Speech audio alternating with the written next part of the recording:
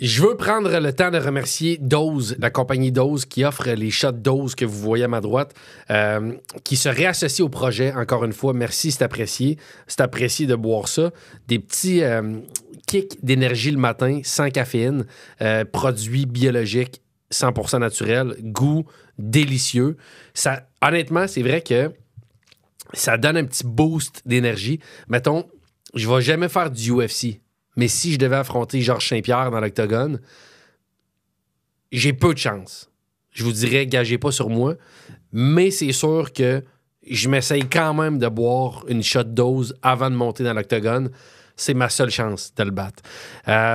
Ceux qui veulent faire une transaction en acheter en ligne, lors de la transaction, il y a un code promo associé au podcast, brosse à dents 20. Brosse à dents, dents est au pluriel, 20, et vous avez un 20% de rabais sur votre transaction. Merci infiniment, Dose, de commanditer le projet. Et à vous qui êtes en peine d'amour, bon épisode. Bienvenue à Oublie pas ta brosse à dents. Aujourd'hui, je reçois un de mes plus vieux chums en humour, Jérémy Demé. Sujet super intéressant. Un des rares couples que je connais qui se sont laissés, qui sont revenus ensemble et que ça a duré. Ça fait, ils se sont laissés avec Marie il y a une couple de 7 ans, 8 ans. Ils se sont laissés, break de presque une année, et sont revenus et ils sont plus amoureux que jamais, ont eu 2 enfants, sont toujours ensemble. Fait que moi, j'y crois pas. Je me dis, un couple qui se laisse, règle générale, même quand tu reviens, écoute, ça refuck éventuellement. Jay et Marie, c'est peut-être un des rares couples que je connais que ça a bien fonctionné.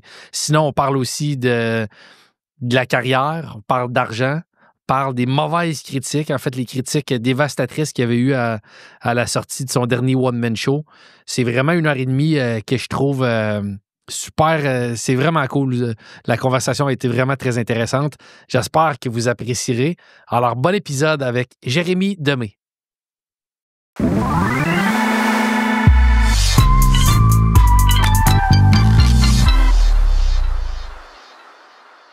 Allô, Jay? Allô, Mario? Alex? Ça va? Ça va et toi? Ouais. Merci d'être là. Ben, avec plaisir. T'es un de mes amis les plus précieux. Les plus précieux? Ouais. Puis là, merci de venir. Tu sais, c'est quand même un sujet. Ben, quoi que, tu penses que t'es à l'aise dans la vie. T'as écrit des livres sur un peu de croissance personnelle. Ouais. Souvent, tes spectacles, tu vas aussi vers des thématiques. Ta vie privée, croissance personnelle, ce que tu as vécu. Fait que je pense que tu vas être à l'aise de te confier ici. Ouais. Puis sache que tu n'es pas dans un terrain piégé. Je veux que tu sois à l'aise. J'espère. Première question, combien par année Meubles RD? Combien ça paye? C'est entre 5 000 et 1 million. Plus proche du 5 000 ou plus proche d'1 million? C'est la fourchette que mon avocat a dit que je pouvais donner entre 5 000 et 1 million. En plus, tu connais le chiffre. Tu le connais. Exact. T'es le seul. C'est vrai? Ouais. Ah, attends. Non, vous êtes 2.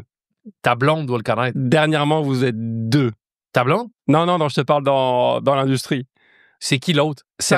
Sans dire le montant, c'est qui l'autre? Rachid. Je suis allé luncher avec il y a quelques semaines et on s'est jasé plein de choses, dont ça, qui est d'ailleurs très sain en tant qu'artiste de se parler de ça. Savoir combien les producteurs rémunèrent, savoir combien ci, combien ça, tu vois, pour avoir une espèce d'équité un peu, de comprendre. Donc, il y a juste toi et Rachid. Mais donc, souvent, l'industrie. On a tendance à pas le dire parce qu'il y a un malaise. Tu sais, je veux dire, mettons, je prends les joueurs de la Ligue nationale de hockey. Ils savent les salaires de chacun. Fait que l'agent est plus en mesure de négocier. Tel joueur a ça, fait que mon joueur mérite ça. Mais nous, entre nous, on s'est dit tout le temps nos salaires. Ouais. Mais on ne dit pas aux autres humoristes, souvent. Tu gagnes combien, toi? Parce que c'est comme s'il y a une sobriété, un malaise de dire combien on fait. Mais si on le disait, on négocierait sans doute mieux.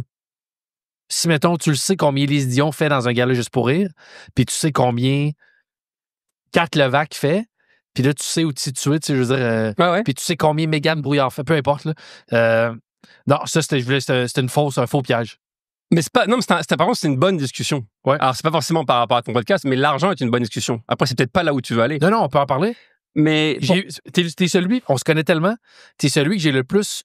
Je veux parler de ta rupture, évidemment, avec la mère de tes enfants, la pause que vous avez eue. Ouais. Parce que OK, là, on a quitté l'argent, là. Non, on revient à l'argent. OK, parfait. Non, mais ce que j'aime de ta relation, de ta rupture et de ta relation à nouveau, c'est que j'ai toujours dit que moi, une fois qu'un couple se laisse, c'est fini. Quand il y a de l'eau qui est rentrée dans la coque du bateau, des fois... Tu peux-tu refaire cette métaphore-là? Quand il y a de l'eau qui est rentrée dans la coque du bateau... C'est la première fois de ma vie que j'entends cette métaphore-là. Ben, si je viens de le...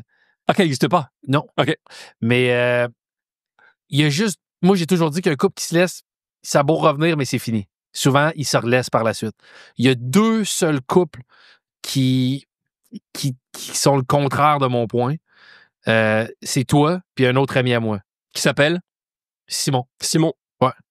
Qui lui aussi s'est laissé avec sa copine et sont revenus pour le mieux et à long terme.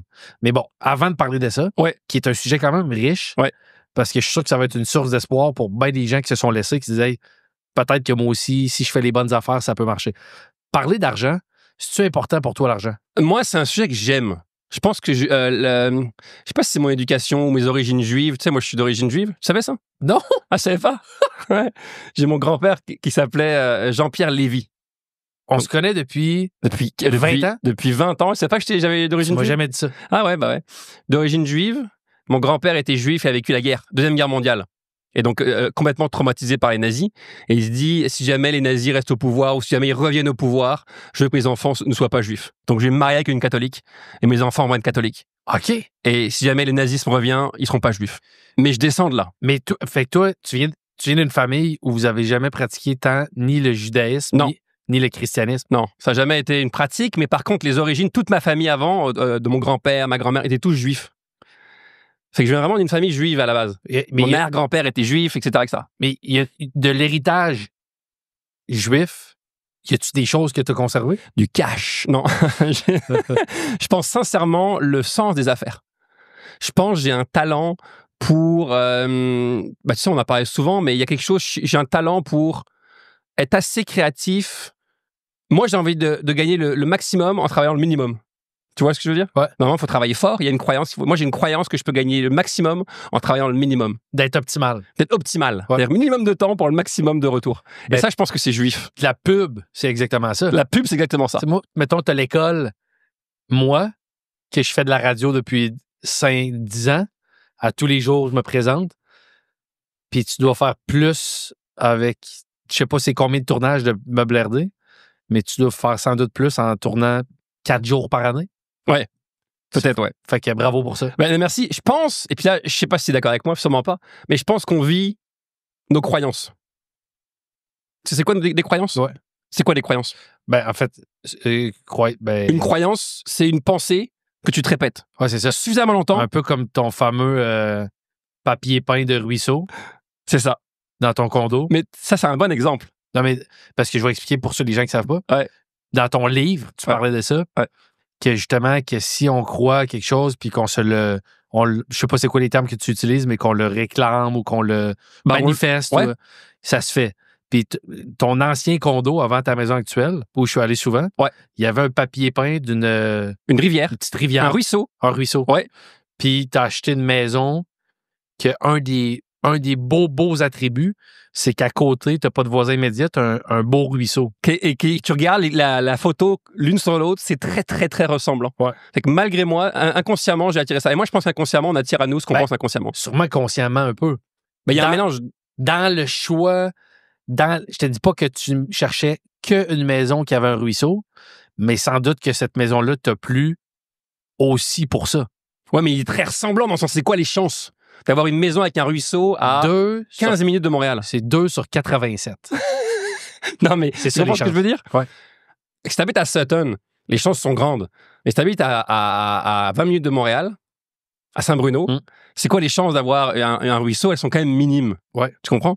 Fait que... Attends. Vas-y.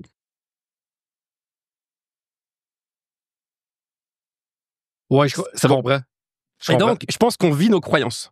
Peu importe ce que tu crois en bien ou en pas bien, je pense vraiment que ça, c'est ma croyance à moi, qu'on vit nos croyances. Donc moi, j'ai une croyance que je peux gagner beaucoup d'argent en travaillant peu. Et donc, je me débrouille pour créer rapidement, je me débrouille pour attirer les choses. Ça, je trouve ça magnifique. Puis, tu sais, je veux qu'on en parle aussi. Tu es quelqu'un qui est très proactif dans son... de vouloir s'améliorer dans beaucoup de phases de sa vie. Ouais. La carrière, croissance personnelle, tes relations avec tes êtres proches.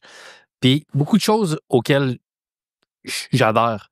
Mais ça, c'est délicat quand on parle d'argent parce que, chapeau, mais il y a aussi beaucoup de chance et de hasard.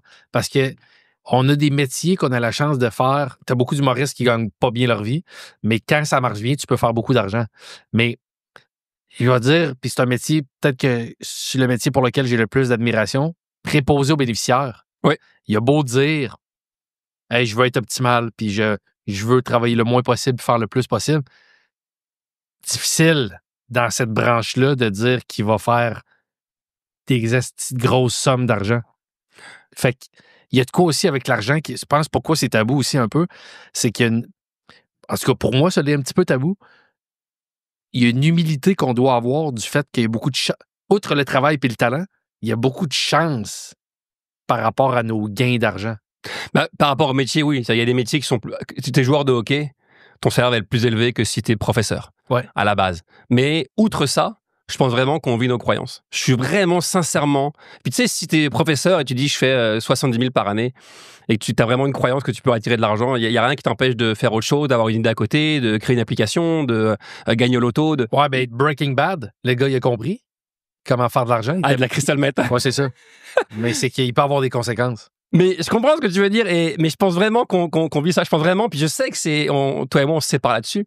Et puis on en a souvent parlé ensemble. Et tu m'as souvent trouvé lourd avec ça. Mais je crois vraiment... Moi, je crois pas à la chance et je crois pas au hasard. Mais je comprends que ce soit pas le cas. Il y a plein de gens qui pensent comme toi et qui disent bah si, il y a beaucoup de hasard et il y a beaucoup de chance. Et il y a aussi, je pense, beaucoup de gens qui doivent penser comme moi. Mais moi, je crois pas à la chance et je crois pas au hasard. Je crois que tout ce que tu l'as mérité et tu l'as attiré d'une façon ou d'une autre. Et je sais que ça peut paraître psychopathe. Est-ce que c'est vrai pour le négatif aussi? Ouais. Fait qu'il y a un enfant qui se fait faucher par une voiture. Je comprends. Je comprends que c'est délicat.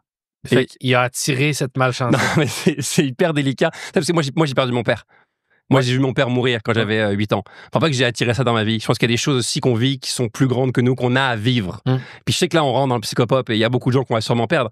Mais j'ai pas attiré la mort de mon père. J'ai pas attiré être là quand je le vois mourir devant mes yeux. Je pense pas que j'irai pas jusque-là. Je pense qu'il y a des choses qu'on a à vivre, il y a des épreuves qu'on a à vivre pour grandir, pour se diriger. Mais outre ça, je pense vraiment que notre réalité est vraiment créée par notre personnalité. En fait, notre personnalité crée notre réalité.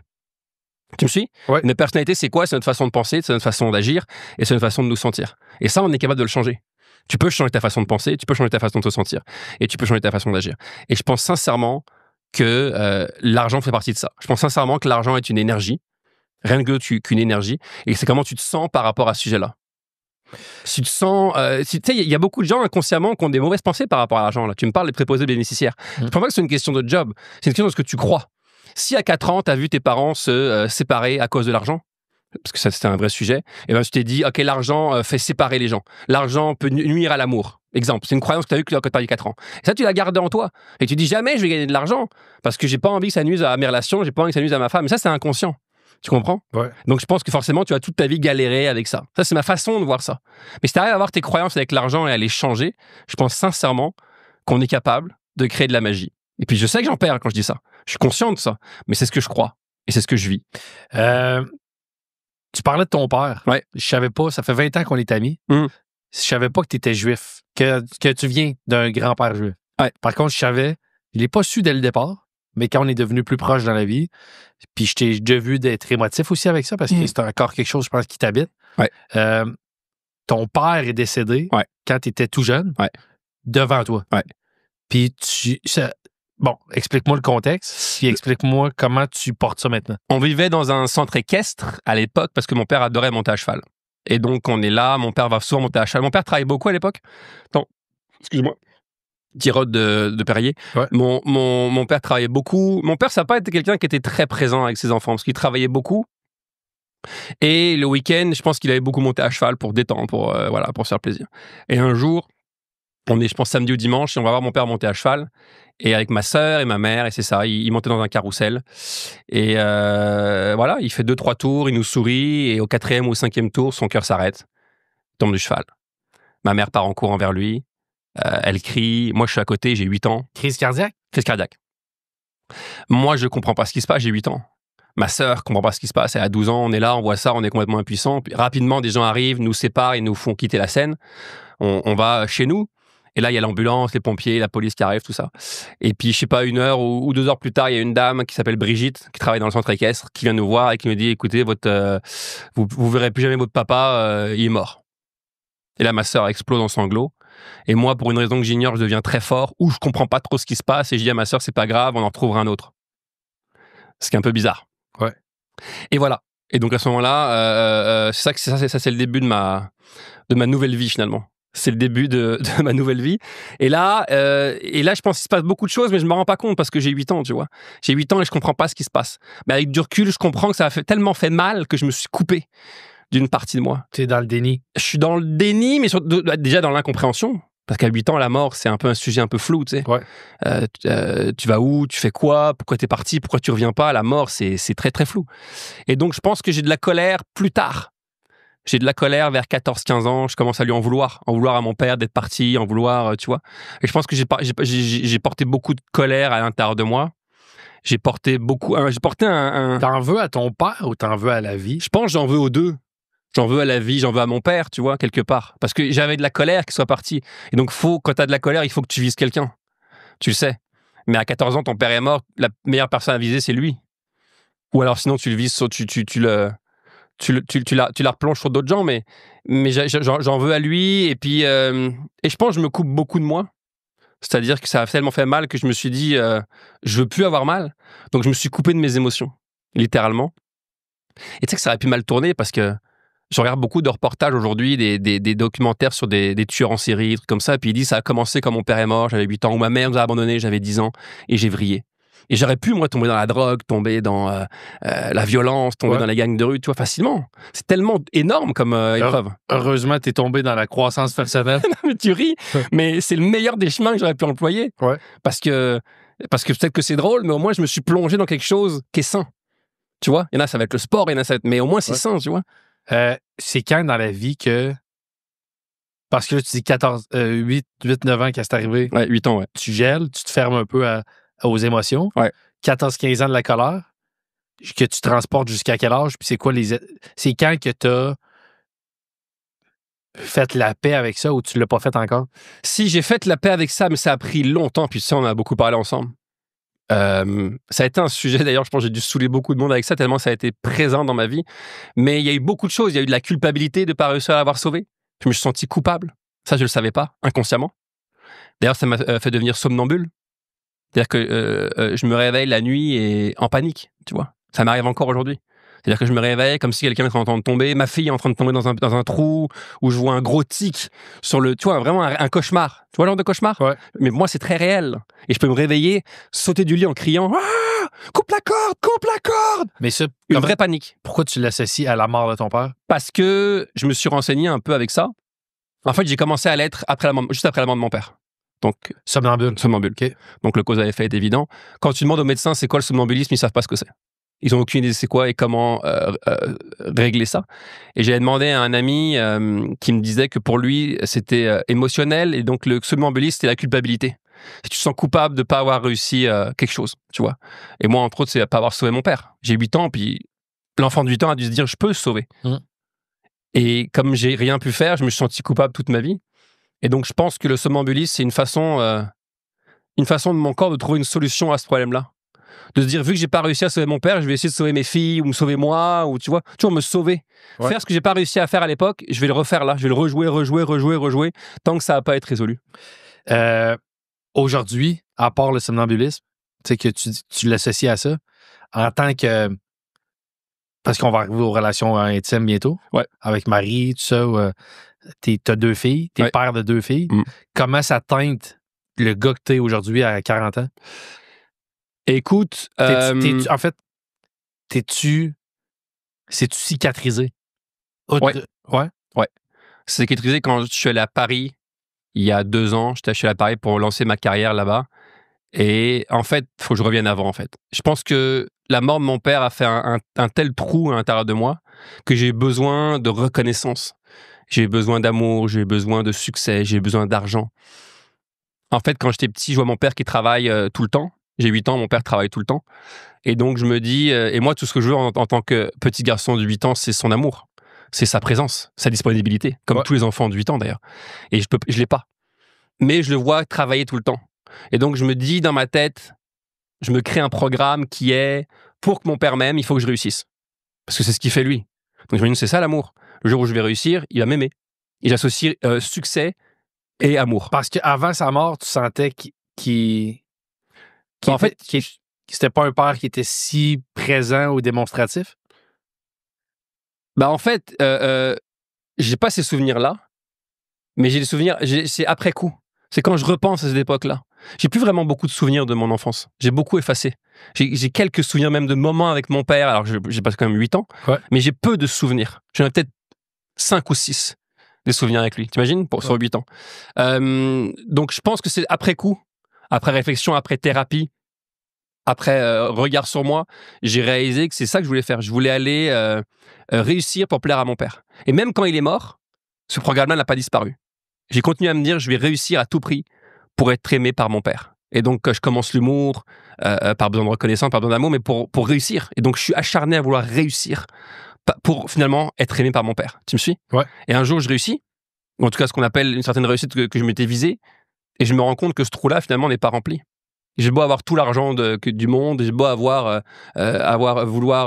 le succès, c'est passé aussi par la séduction avec les femmes, tu vois, vouloir se sentir aimé, se sentir apprécié. Ouais, parce qu'en fait, là, t'es... Puis toute chose que t'es pas à l'aise, on peut le couper en passant. Ouais. Mais avant d'être en longue relation avec Marie, que je connais bien, ouais. T'as eu une période que t'étais quand même... comme t'as profité. Là. En fait, non. Oui et non. On s'est rencontrés très jeunes avec Marie, ma blonde. Marie, elle avait 19 ans. Et moi, j'avais 24. Donc, très jeune. Tu vois, je t'arrive au Québec à 22. Ouais. On s'est rencontrés très, très jeunes. On était très blessés les deux. Elle aussi, elle a sa part de blessure avec son propre papa. J'ai eu la mienne. Donc, on était zéro mature. Zéro mature, zéro consciencieux, très blessés mutuellement. Très avides de reconnaissance, de succès, d'amour, tu vois, chacun dans notre phase. Et on s'est rencontrés là. Et on a décidé de se mettre en couple là, blessés. Ouais. Tu vois, et ça, je pense que c'est la pire des choses, ou la meilleure si tu décides de faire le chemin ensemble et de vouloir guérir. Et donc, je me suis mis en relation avec elle. Je l'ai trompée au début. Je lui ai dit. Elle a souffert. Plus tard dans notre relation, elle a eu ce qu'on appelle une espèce... On a décidé d'être un couple ouvert. De dire, moi, j'avais envie de m'amuser parce qu'on s'est rencontrés jeunes. Je pense qu'il y a une partie d'elle qui voulait aussi. Je pense qu'elle a plus accepté ce couple ouvert-là parce que moi, je voulais que parce qu'elle, elle voulait. Mais cela dit, puis je veux pas dire des faussetés, mais peut-être que ça venait de toi, mais c'est pas comme si elle faisait rien puis toi, t'en profitais. Exact. Elle a quand même vécu aussi un peu ça. Ouais, les deux. Dans le sens, juste bien mettre les faits. Ouais. Parce que t'as l'air un peu d'un tas de marde. Si tu réussis à pousser une idée à ta blonde, mais qu'elle n'en profite pas, que finalement, dans le fond, c'est que je te trompe, mais tu le sais. Non. Mais c'était pas ça. Elle n'a pas subi. Elle, de son côté, a vu des gars. Oui, exactement. A couché avec des gars. Oui. On a eu un couple ouvert, les deux, consentis. C'est juste qu'après coup, quand on s'en est parlé des années plus tard, je pense qu'elle l'a plus fait par amour que par vraiment, j'ai profondément, à 100% envie de le faire. J'ai peut-être envie, je sais pas, j'ai n'importe quoi, j'ai 40% envie de le faire, et l'autre 60%, c'est parce que je t'aime et toi, t'as envie de le faire. Ouais. Donc, j'ai pas obligé à... J'avais envie de ça, et elle a dit, ok, oui. Et puis, elle a été hâte à ça, puis elle aussi, elle allait voir d'autres gars, elle aussi, elle a vécu ces choses-là. Comment ça se passe? C'était pas ça nécessairement que je voulais aborder, mais c'est tellement intéressant. Comment ça se passe quand t'es... Parce que vous étiez amoureux, puis vous avez pas été ça dès le départ. C'est pas comme des gens, mon ami Sabreding maintenant, là, tu sais, que tu connais bien, qui est ton ami aussi, mais en tout cas, là, lui est rentré dans un couple de cette façon-là. Mais quand t'es couple fermé, puis que vous décidez d'être couple ouvert, puis que par la suite, vous avez décidé de refermer ça, comment la transition, ça se passe? La première fois qu'elle sait, mettons, vous êtes amoureux, vous êtes ensemble, puis là, ça se passe peut-être quand t'es en tournée, est-ce que vous le dites? Mettons, vous êtes une soirée où vous dormez pas ensemble, t'es-tu ébranlé de ça? Es-tu ébranlé, insécure de ça? Que ton chum, ta blonde, soit en train peut-être de coucher avec une autre personne, est-ce que ça se passe harmonieusement ou il y a des petites frictions? Je pense qu'on s'en parle pas trop. Je pense qu'on vit nos affaires et on s'en parle pas trop. J'ai l'impression qu'on n'a pas vraiment envie de le savoir. Et tu vois, une fois de plus, après coup, les années plus tard, quand j'ai commencé à plus faire de la thérapie, à arriver sur ce point-là, j'ai réalisé qu'en fait, ça m'avait fait souffrir le fait d'avoir fait ça. Je pense pas que j'avais envie de ça, en fait. Souffrir d'avoir couché avec d'autres gars, d'autres filles? D'avoir eu ou ce que couple- Marie a couché avec d'autres gars? D'avoir ce couple ouvert, là. OK. C'était pas quelque chose que je voulais profondément. J'étais tellement blessé et souffrant qu'à ce moment-là, c'était une façon de venir combler ce besoin de reconnaissance, de me sentir aimé, de me sentir regardé, de me sentir par plusieurs femmes. Mais au fond de moi, sous les blessures, j'avais pas vraiment envie de ça. Tu vois? Mais je l'ai fait parce que, tu sais, des fois, c'est comme l'alcool, c'est comme... je pense pas qu'un alcoolique dise il me semble que l'alcool, c'est une bonne chose pour moi. Là. Il le fait, puis des années plus tard, une fois qu'il a arrêté, il va se dire en fait, j'ai réalisé que c'était pas bon, mais à l'époque, c'était ma façon de me guérir, ma façon de m'atténuer la souffrance. Ouais. Et donc, je pense que des années plus tard, j'ai réalisé que j'avais pas... Regarde, la preuve, aujourd'hui, j'ai plus du tout envie de ça. Maintenant que j'ai guéri mes trucs, j'ai Ça a duré combien d'années? Ça a duré longtemps. Je sais plus exactement combien de temps. 4-5 ans? Sûr que ça a fini vers 2018. Mais quand ça a commencé, peut-être 2000, je ne sais pas dire de bêtises, mais 2010, Fait que 8 ans? 11, 12, ouais, 8 ans. 7-8 ans? Ouais. Ouais. Qu'est-ce qui initie la refermeture du couple? Qu'on a guéri. On a mutuellement guéri, grâce à la thérapie, grâce à beaucoup de choses. À un moment donné, vous prenez un verre de vin un soir puis vous dites Non. Hey, je suis guéri, j'ai plus besoin de ça. Non, mais je te niaise pas. Ouais. Je veux dire, guéri, c'est comme un. Pour moi, c'est une. C'est pas. Peut-être qu'on diverge au niveau des opinions, Ouais. mais je trouve que tu n'es jamais vraiment guéri ou c'est une zone qui est toujours à surveiller. C'est comme une voiture. Là, je sors du garage, ce qui est à régler là est réglé, mais mon char, il n'est pas neuf. Je comprends. Il reste qu'il y a quand même tout le temps des choses à surveiller. Je comprends. Fait que tu peux pas dire hey, maintenant mon char est réparé. OK, mais il y a d'autres choses qui vont peut-être lâcher. Fait que vous vous dites un soir ou un matin, peu importe, hey chérie, moi je vais mieux, j'ai moins besoin de ça. J'aimerais qu'on ferme ça, puis et vice-versa. Ben, juste pour revenir sur ton parallèle, ton char pourrait relâcher, mais ça va pas être la même panne. Tu as eu un problème de moteur, tu répares ton moteur, et 3 semaines plus tard, tu as un problème de tire. C'est plus du tout la même cause. C'est une autre cause. Là, la cause au niveau de mon père, où j'ai appris des temps, moi, c'est ça mon épicentre de ma blessure. Ouais. Qui a mis du temps avant de se refermer. Ça a mis 10 ans de thérapie. Mais comment c'est passé, c'est qu'à un moment donné, Marie, elle n'avait pas ce qu'elle avait besoin dans son couple, c'est-à-dire dans notre couple à nous. Il lui manquait beaucoup de choses. Elle avait besoin de soutien, elle avait besoin d'écoute, elle avait besoin de choses qu'à l'époque, sûrement, je n'étais pas capable de lui donner. Je n'étais pas cet homme-là encore. Et donc, elle décide d'aller voir un homme plusieurs fois. Je ne vais pas appeler ça une double relation, mais parce qu'on avait une règle qui était on n'avait pas le droit de coucher avec quelqu'un plus d'une fois, tu vois, ou plus d'une soirée. Pour pas s'attacher. Ouais. On ne pouvait pas revoir une personne. Parce que c'est un couple ouvert que de sexualité. Ouais. Pas de justement double relation. Exact. Puis j'entretiens une chimie. Exact. Ouais. Et donc, elle décide de feindre passer par cette règle-là, ouais. Et de voir quelqu'un pendant plusieurs mois. De revoir, d'aller manger au restaurant, de commencer à développer quelque chose, tu vois. Et finalement, ce qu'elle a fait, c'est qu'elle est allée prendre avec cet homme-là ce qu'elle n'avait pas dans son couple. C'est ça qu'elle a fait, finalement. Et donc, et puis un jour, elle me le dit. Et là, ça m'a brisé. Je me rappelle, je partais 2-3 jours en tournée, je suis devenu anesthésié. Je trouvais ça vraiment, vraiment difficile de réaliser ça. Et ça m'a profondément blessé. Et après ça, on s'est séparés. On est revenu, je sais plus exactement le timeline, là, parce que je suis pas bon là-dedans, mais elle a décidé de partir, on a décidé de se faire un break qui a duré, je sais plus, 8 mois, 9 mois, 10 mois, je sais plus exactement, je suis pourri dans le temps. Et là, elle est partie de la maison et on s'est séparés pendant presque un an. Et donc là, on est redevenus célibataires les deux, puis... C'est quoi la différence entre un break puis une rupture? Ben, je pense qu'un break... Je veux dire, des fois, pour moi, un break... Et oui, j'y crois même pas un break, là. Mais je peux y croire, mettons, hey, j'ai besoin de réfléchir. Pendant 2 semaines, voyons-nous moins. Mais tu sais, tu n'as pas le droit d'aller coucher ailleurs. T'es quand même un couple, tu sais. C'est comme une petite pause. Là, j'ai besoin un petit peu d'avoir la tête reposée pour mettre en perspective différentes choses. Mais quand ça dure plusieurs mois, puis que là, vous recommencez à coucher avec d'autres mondes, en fait, vous étiez déjà couple ouvert. Fait que ça change rien. En fait, couple ouvert, et après, elle a cette relation-là, et après, on se sépare. Vous vous séparez. On fait un break. OK. Elle a dit, j'ai besoin d'être seule. Marie, ça a toujours été quelqu'un qui était très axé sur le couple. Elle avait eu du mal beaucoup à penser à elle. Tu sais, il y a différentes personnalités. Moi, j'ai toujours été très axé sur moi. J'ai toujours eu du mal à penser à l'autre. Elle a toujours été très bonne pour penser aux autres et focuser sur l'autre. Elle a beaucoup focusé sur son couple, Marie. Et elle a toujours eu du mal à penser à elle. Et là, elle apprend à le faire dans les dernières années. Et puis apparemment, l'un est très dur à... Tu sais, quand... Toi, t'es un peu comme moi. On est des artistes, on a beaucoup pensé à nous. Je pense. Enfin, je vais pas te mettre dans quelque chose que t'as pas envie, mais... Non, mais je suis d'accord en partie. Est-ce que tu considères que... Parce que être les deux, tu peux être... Mais moi, j'ai toujours beaucoup pensé à moi. Je sais pas si on peut avoir une personnalité avant de l'apprendre de base. De base, je pense qu'on est l'un ou l'autre. Je pense pas qu'on soit les deux. Peut-être, ouais. Tu vois, oui, j'ai une blonde, je pense à elle, je l'appelle, je fais des... Mais foncièrement, en tant qu'artiste, j'ai l'impression qu'on est plus... Puis j'ai pas envie de mettre tous les artistes là-dedans, mais je pense que j'ai beaucoup été plus égocentrique que altruiste. Danny Bédard est en tabarnak présentement. Non, mais tu comprends ce que je veux dire? En regardant le podcast. C'est quoi le rapport avec Danny Bédard? Ben, tu dis... Parce que tu dis, je veux pas dire tous les artistes. Danny Bédard a regardé ça. Ah. Puis c'est un artiste. Puis il faisait comme...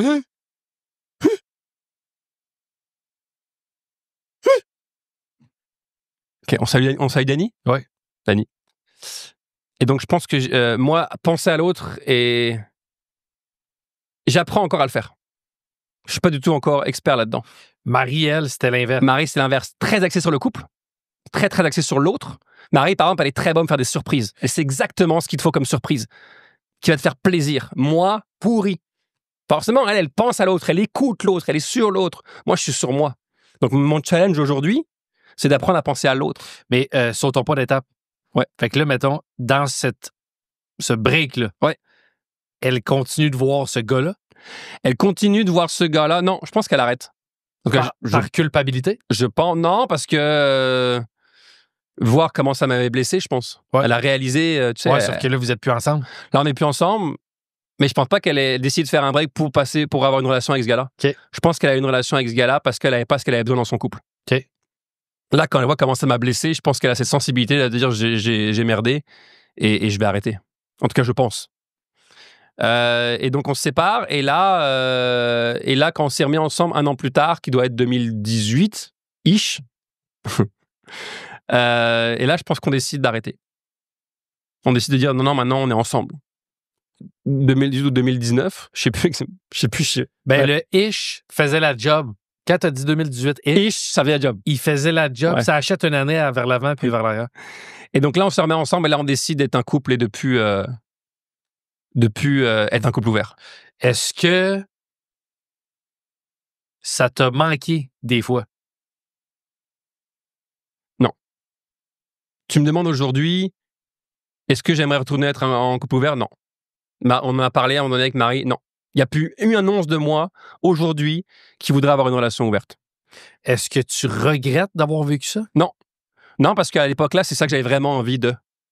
Tu vois, je suis pas, j'avais vraiment envie de ça. Fait que j'ai pas le si, j'étais blessé à l'époque et ça venait combler ce trou-là dans mon âme en partie, tu vois. Il y a eu le succès, il y a eu l'argent, il y a eu la réussite, mais il y a eu aussi séduire, la séduction. Mais en fait, c'est pas la séduction, c'est me sentir reconnu, me sentir aimé, me sentir apprécié, qui est complètement con quand tu penses. Mais c'était ma façon à moi de venir remplir ce vide-là. Et je pense que j'ai fait beaucoup de choses, beaucoup de thérapie. Avec d'ailleurs, d'aller voir une de mes psychologues, Louise. Ouais. Et je pense qu'au bout d'un moment, d'ailleurs, j'étais à Paris.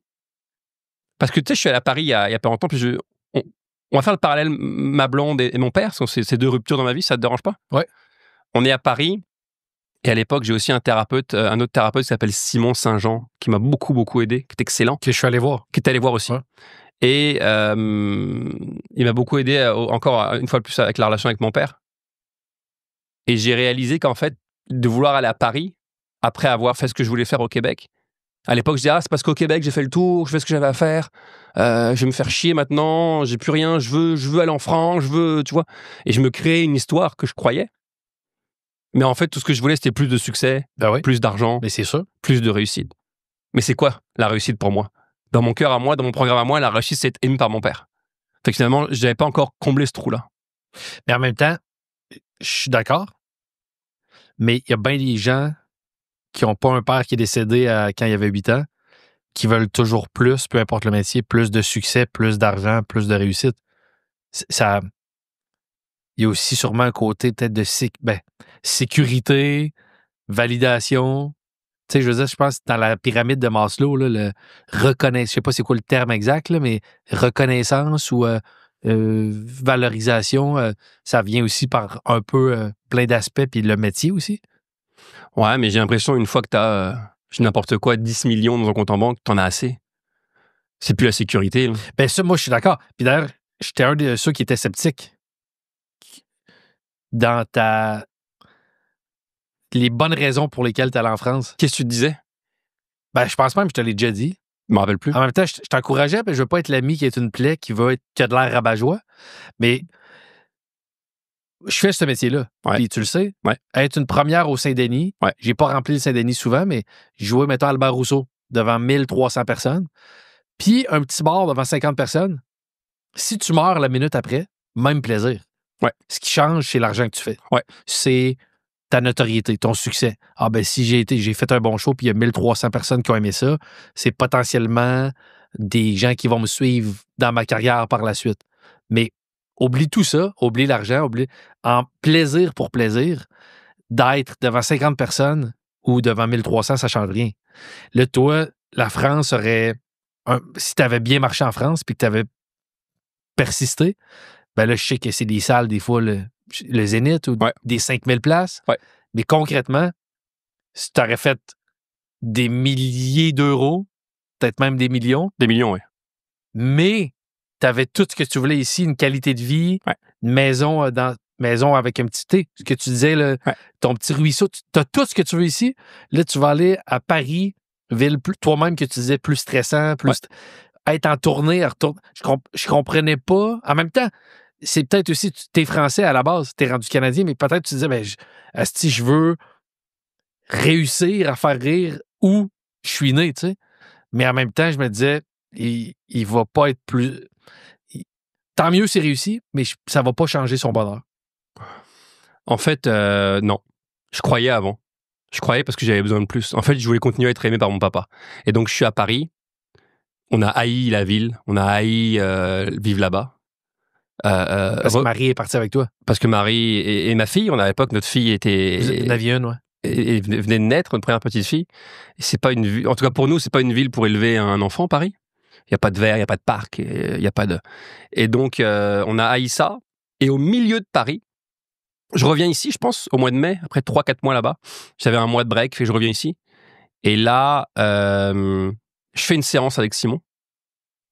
Il y a un truc qui se débloque avec mon père. Et je sens, et je sais que c'est bizarre comme image que j'ai trouvé, mais je sens le trou qui se bouche, celui-là. Le moteur de voiture tout à l'heure, là. Ouais. On trouve vraiment la dernière réparation, clic. Et là, plus envie d'aller à Paris. Et c'est fini. J'ai dit, c'est fini. C'est à ce moment-là où j'ai appelé mon frère. Parce que ton Qui frère, était mon producteur. il est producteur là-bas. Ouais. Et il est assez big, là. Ouais, il est bon, ouais. Non, mais il n'est pas juste bon. C'est un producteur qui a une certaine notoriété. Ouais, puis qui fait des films, beaucoup de choses. Mais je lui ai dit, c'est fini, j'ai plus envie. C'est fini. Puis tu sais, ça c'est pas longtemps, ça faisait 6 mois que j'étais là-bas. C'est vraiment, on peut même pas dire un essai à Paris. Un essai à Paris, il te faut au moins 2 ans pour que ça commence à fonctionner Paris. Ouais. Ça marche pas en 6 secondes, il faut du temps. J'ai même pas fait un essai. C'est qu'après 6 mois, je dis, ben non, c'est plus ça. Et je suis rentré au Québec et j'ai dit, excuse-moi, je dis, hostie, je suis bien ici. En fait, j'en ai assez. J'en ai assez. Tu vois, le j'en ai assez, je l'avais atteint. Et c'est pour ça que je pense sincèrement que la raison pour laquelle on veut toujours plus, c'est pour combler un trou à l'intérieur de nous. Un peu comme une passoire à pâte.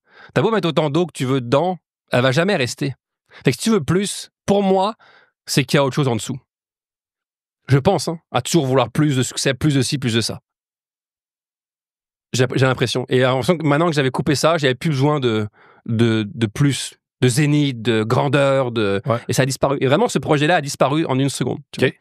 Mais toi, pourquoi tu as eu besoin de cette reconnaissance-là? Parce que pour aller se mettre devant 1000 personnes pour les faire rire, je pense vraiment qu'il y a une raison. C'est pas sûr. Juste, j'ai envie d'être humoriste. Moi, j'y crois pas. Ben, c'est sûr, moi non plus. Ben, je pense qu'il y a un réel, authentique désir de faire rire. Moi, j'ai toujours mis sur un piédestal le rire. Je l'ai nommé 2-3 fois dans le podcast, mais Jacques Bordelot, qui était un coach du tennis, il était drôle, faisait rire les athlètes, mais les parents. Puis j'aimais ça. Même chose, Denis, mon prof d'éducation physique au primaire, Denis Dansereau, était tellement drôle. J'avais les étoiles dans les yeux. Fait que le rire, je le mettais sur. Puis j'ai un oncle aussi, puis du monde dans ma famille drôle, puis je trouvais ça impressionnant. C'est comme un sable laser, genre. C'était comme un outil que pas tout le monde a, mais que tu fais comme tabarnak, c'est impressionnant, tu sais. Fait que ça, puis après, c'est sûr que, assurément, je sais que je suis plein de failles, là. François Havard, qui était prof à l'école de l'humour, quand on était à l'école de l'humour avec Ben, d'ailleurs, puis Ben, tu me valideras si je dis quelque chose qui ressemble à la réalité, mais François Havard, il avait dit dès le premier cours, vous êtes tous ici parce que vous êtes blessés à quelque part. Il y a des anciens petits gros, il y a des gens qui n'ont pas été aimés par leurs parents assez. Il y a des... je me rappelle plus qu'est-ce qu'il disait, mais tu te rappelles, Ben, de ça? Puis, fait cours 1. Vous êtes tous vous êtes tous blessés. Qu'est-ce qui fait que vous voulez tant que ça avoir de l'attention, puis des rires, puis tout ça? Puis même chose, Bono a écrit une biographie que je pense que tu as lu aussi. Ouais. En fait, c'est pas lui qui l'a écrit, mais il entretient. Ouais. Puis il disait, personne qui va bien vraiment a besoin de monter devant 50 000 personnes sur une scène. Non. Ça veut pas dire que de faire ça, ça fait pas bien aller. Mais quelqu'un à la base qui va déjà bien va faire un autre métier. A pas besoin de cette approbation-là de 50 000 personnes. Nous autres, c'est à coup de 500. Là. Et donc, toi, c'est quoi? Parce que je pense que dans notre amitié, on n'est jamais allé là. Jamais. Je sais pas si on n'est jamais allé là, ou t'as trouvé ça lourd, ou t'as jamais voulu y aller. Et peut-être jamais vouloir y aller et trouver ça lourd, c'est souvent relié. Pour moi. Pourtant, je suis pas mal. Je suis pas mal avec l'émotion. Mais c'est quoi? On a souvent des conversations où on est chez toi, on prend un verre, puis ou moi, je prends un verre de vin, puis toi, tu prends un petit verre d'eau. C'est toi qui descend tout mon vin. Mais une chance que ta blonde est là. Une chance que ta blonde est là. Que Marie est là pour prendre un verre avec moi. Mais toi? Je pense que j'étais un enfant heureux. Vraiment. Mais je sais que j'avais une profonde... tu sais, quand un bébé, je le vois avec mes amis, ou tu sais, on appelle ça, il y a une petite tristesse, là. Tu sais, c'est quand un bébé pleure, puis ça dure 3 minutes. Ouais. J'ai souvent entendu l'expression, il y a une petite tristesse, là. Mais quand ça dure plus que 3 minutes, pas de pleurer de façon évidente devant tout le monde, mais j'étais un enfant clairement qui avait une intériorité, puis une nostalgie, puis un petit mini mal-être. C'est pour ça que moi, ça m'a toujours rassuré de côtoyer des gens qui sont pas 100% heureux. Puis je le dis pas là, que je cherche des gens qui ont des troubles, mais... Tu te reconnais en eux. Je trouve que c'est plus un lift mettons que tu as peur de prendre l'avion. Quelqu'un qui dit zéro peur. Il y a zéro risque. Tu lis les stats, 100 fois plus de danger d'être en char. Il n'y a pas le pont. Fait que ça va pas me faire être plus calme. Par contre, une fois, j'ai pris l'avion avec quelqu'un qui disait « Hey, moi, j'avais super peur avant, puis je peux comprendre, on n'a pas le contrôle. Contrairement au char, là, t'as comme aucun contrôle. Je pense que c'est ça qui me fait paniquer. Mais j'ai lu là-dessus, j'ai fait la petite formation de Air Canada. Maintenant, je peux pas dire que j'aime être en avion, mais j'ai plus peur. Ça va me rejoindre. » Il te comprend. Ouais. Quelqu'un qui est 100% heureux ou qui a de l'air 100% heureux, ben non, la vie est belle. Hein? C'est un peu le parallèle avec mon premier exemple. Quelqu'un qui est un petit peu tourmenté, qui a ses petits tourments, qui a des pocs sur le char, mais qui avance quand même, j'ai plus tendance à être ami avec cette personne-là. Comment tu m'as vu dans notre relation? Tu m'as vu poqué ou tu m'as vu heureux? Poqué, heureux, les deux. Je pense que des fois, ce que je vois, puis je le dis pas de façon attaquante, mais tu sais, t'es très proactif. T'as écrit un livre... plein de livres, mais un qui était un méga succès à la liste, qui est une folie. Là. Combien de copies? 110 000, je pense. Tu sais, quand un best-seller au Québec, c'est 3 000. C'est comme un chapeau là, pour ça. Puis 2 autres par la suite. Ouais. Tu as fait des thérapies, d'ailleurs, on en reparlera, mais tu m'as pas converti, mais... Je t'ai influencé. Influencé à aller voir certaines personnes. Tu fais tout ce qui existe pour évoluer puis être plus heureux puis tout ça. Mais des fois, je vois du succès, mais des fois, je vois un peu cordonnier mal chaussé. Ouais. Dans le sens, pourquoi tu veux faire tout ça? c'est que je vois aussi, t'as tout pour être heureux. T'as peut-être les 2 plus belles filles. Tu sais, dans le sens, tes enfants pourraient gagner des concours de beauté, là. Sont intelligentes, sont allumées, sont wise. Ta blonde est parfaite. T'as une carrière, je sais pas qu'est-ce que tu peux demander de plus. Puis des fois, je sens quand même, quand on jase, puis qu'on Ouais. prend un petit verre ensemble, Ouais. t'as une... Je te sens pas heureux à 100%. Ouais. T'es bien, t'es conscient que t'es bien, mais t'as un fond de tristesse. Je pense que j'aurais toujours. Ben, que moi aussi, je pense. Ouais. C'est pas négatif. C'est pour ça que je te dis, c'était pas... Ouais. Tu sais, je veux dire... fait que c'est comme ça que je te perçois. Donc, tu vas chercher... T'as les caractéristiques de gens qui me plaisent. Les pokés. Ben... qui ont 2-3 petites pocs sur le char. Ouais. Et c'est le cas avec Je suis tombé en amour de Mariana. C'est le cas de Dave Morgan qui est venu au podcast. C'est le cas de mon ami Hugo, que tu connaissais aussi, qui était un ami aussi, qui s'est enlevé la vie. Je pense que ce qui me rassurait autant d'Hugo, c'était un gars, là c'est plus facile à dire maintenant, là, mais je le voyais pas autant, mais c'était un gars qui a une coupe de pocs sur le char, mais qui a de l'air d'avoir du fun en tabarnak, qui avance, qui est solide, qui arrête pas. Il y a un check engine dans le tableau, mais il a de l'air de quand même faire la meilleure ride de toute sa vie. Mais je voyais un petit fond de tourment. Mais c'est plus facile à dire une fois que quelqu'un c'est. Dans le sens, je suis pas fier de dire ça parce que si j'avais tant vu, j'aurais peut-être plus réagi. Puis encore une fois, c'est un. Ben, je sais pas, t'es-tu d'accord avec ce que je dis? Il avait de l'air, mais il le laissait pas. Il le laissait pas paraître. C'est ça. Ben, il dit, il voulait tout sauf ça. Comment tu te sens aujourd'hui avec ça? Quand tu penses à Hugo? C'est ma plus grosse peine, puis c'est aussi un... Tu sais, quand tu vois un téléthon où tu entends qu'un de tes amis a un verdict de cancer, ou ça m'est arrivé aussi avec un ami qui est décédé, Steph, ça t'insuffle une urgence de vivre. Tu fais comme, OK, mais tabarnak, je suis chanceux. Fait que mes petits pépins, c'est des petits pépins, puis ça relativise. L'affaire, c'est que, c'est ça, avec Hugo, c'est les deux. Ça me fait mal, parce qu'on sent que c'était inévitable, contrairement à un cancer où ce qu'on le voit comme inévitable. Avec Hugo, je le vois pas comme inévitable. Fait que j'ai mal. Puis encore une fois, j'implique beaucoup Ben parce que Ben le connaît depuis bien avant moi, puis il était très proche, mais mon ami Steph qui est mort du cancer du cerveau, j'ai été très, très affecté quand il est décédé. Puis il était un peu moins proche aussi, dans le sens, je le vois. Mais ça m'est pas arrivé de repleurer comme ça à chaudes larmes en passant à Steph. Hugo, ça fait 2019, ça va faire 5 ans. Encore des fois random. Récemment, je te dis pas que ça arrive à tous les jours, loin de là. Je faisais la route Montréal-Québec.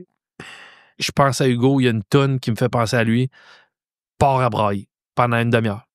Fait que ça, je sens que ça va. Puis ça doit être épouvantable. Puis là, je parle de moi, mais Ben Yann, qui le côtoyait depuis avant, Daphné, qui était en couple avec lui, son père, sa soeur. Fait que je prétends pas être le plus infligé par ça, mais parce que j'aimais ce gars-là, puis qu'il y a un sentiment que ça aurait pu être évité, peut-être. Fait que c'est les deux. Ça me fait de la peine. En même temps, ça m'insuffle quand ça va pas, puis je me dis, asti, ça me stresse. Je me dis, Chris, moi, j'ai la chance d'être encore en vie. Fait que ça relativise aussi. Fait que c'est un mix des deux. Qu'est-ce que t'as... Parce que le jour où tu m'as appelé pour Hugo, j'étais à l'aéroport, je me rappelle. Je partais en France. Ah ouais. En 2019, je me rappelle. Sinon, je serais venu te voir. J'étais dans l'aéroport, j'allais prendre mon avion. Et donc, tu m'as appris ça. Et forcément, c'était choquant à entendre. Et là, j'ai raccroché. Et là, Marie aussi était sous le choc d'apprendre la mort de Hugo. Et elle a dit peut-être ce qui peut être... parce que pour avoir perdu mon père, c'est pas tellement ce qui arrive dans la vie, c'est comment tu vis par rapport à ce qui arrive. Tu sais, qu'est-ce que t'en fais? Et je me suis dit, Tu sais, quand souvent il nous arrive quelque chose de très difficile dans la vie, c'est assez un choc pour vouloir changer quelque chose en soi. Tu sais, tu vis un cancer ou tu vis une séparation douloureuse, c'est tellement douloureux, tu as tellement pris un mur que tu te dis, il faut que j'arrête de boire, il faut que je me mette en forme, il faut que, tu vois, tu prends conscience de choses. Et c'est marrant parce qu'on est à l'aéroport et Marie me dit peut-être que Alex va vouloir changer.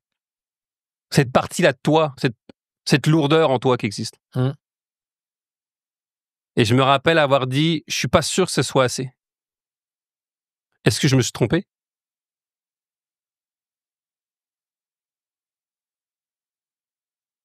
Ben non. Dans le sens, j'ai pas vu un changement dans ma vie suite à ça. Est-ce que tu as voulu changer? Ouais, je veux toujours. Parce que je sais que notre relation... En fait, je pense qu'on change pas. Tu sais, Céline Dion, c'est ultra quétaine, là, mais on ne change pas. Je crois à évoluer. Je pense pas que tu peux changer.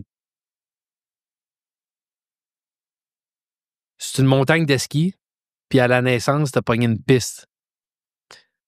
Tu peux pas finir ta descente à l'autre versant complètement.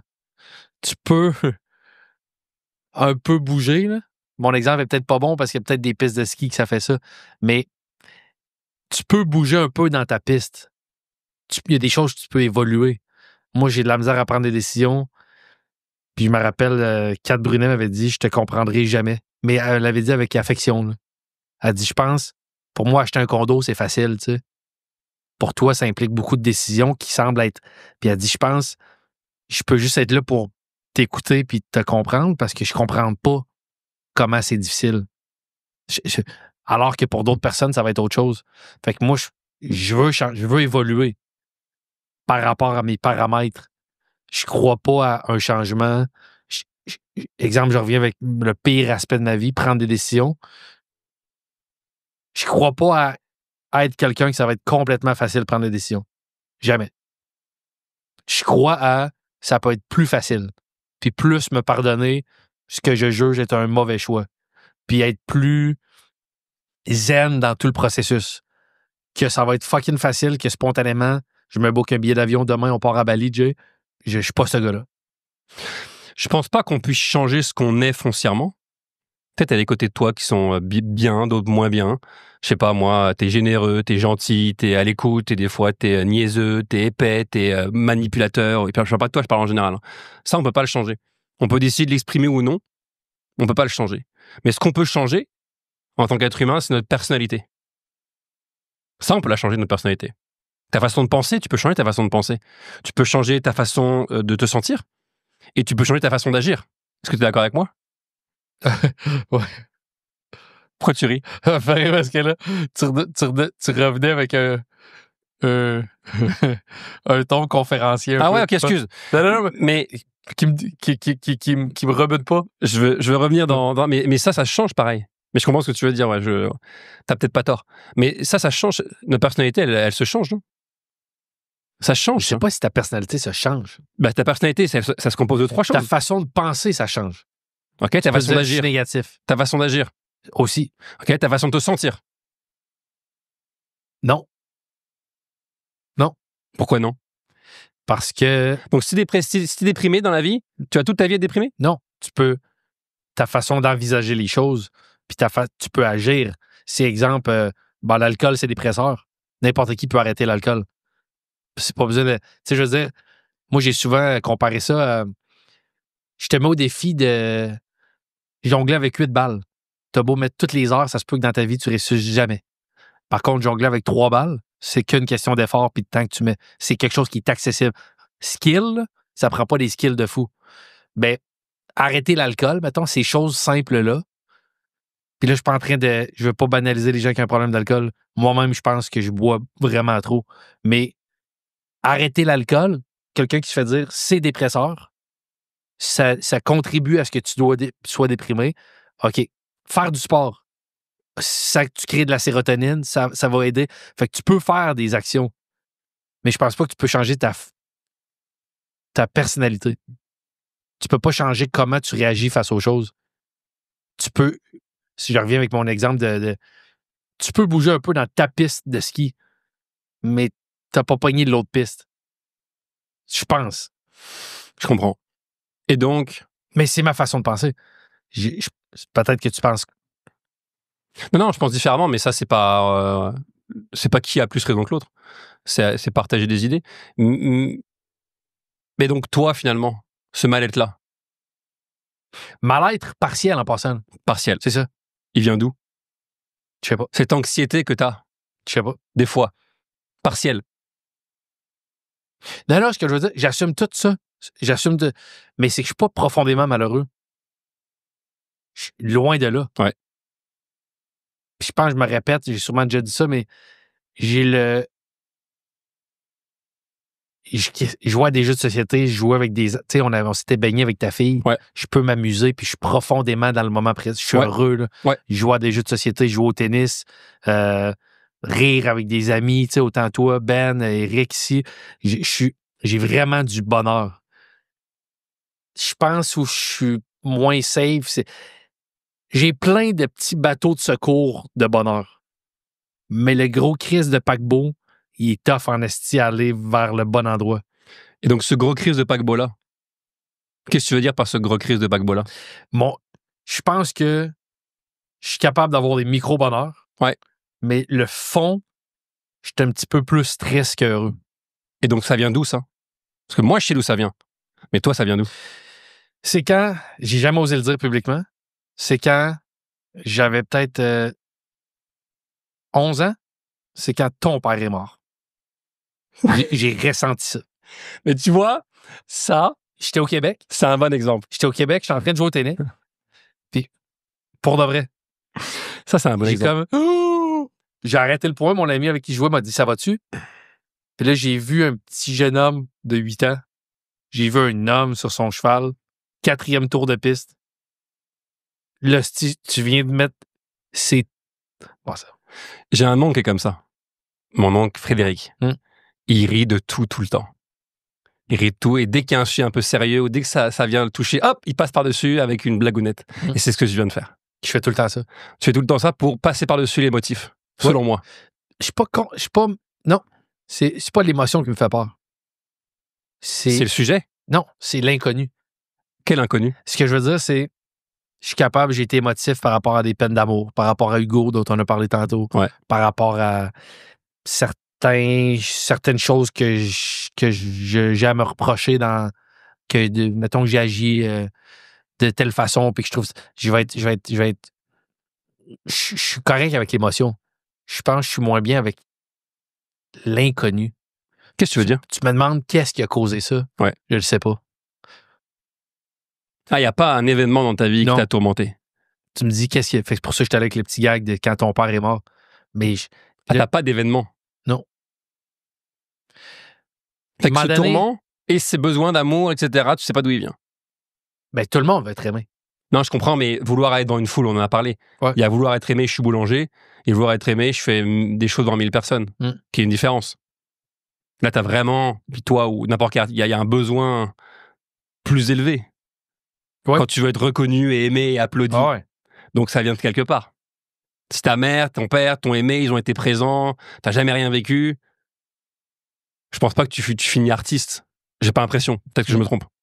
Non, assurément, il doit y avoir des choses. Mais tu sais pas. Non, je peux pas dire. Ah, c'est intéressant. Tout, tu l'associes à la mort de ton père? Bah parce que c'était, oui. Tout me ramenait à ça, moi. C'est tellement été un gros choc, c'est... Mais toi, rien. Quand t'allais voir, mettons, Louise ou Simon, il y a rien où tu dis, ouais, j'ai vécu ça quand j'avais 12 ans, ou ma mère était comme ça, ou... Ben, à moins. Tu sais, des fois, ils disent, tu oublies des choses dans ton enfance. Ah, je comprends. Mais j'ai rien qui... Puis je pense pas que j'ai rien vécu, parce que j'ai eu une famille tellement saine.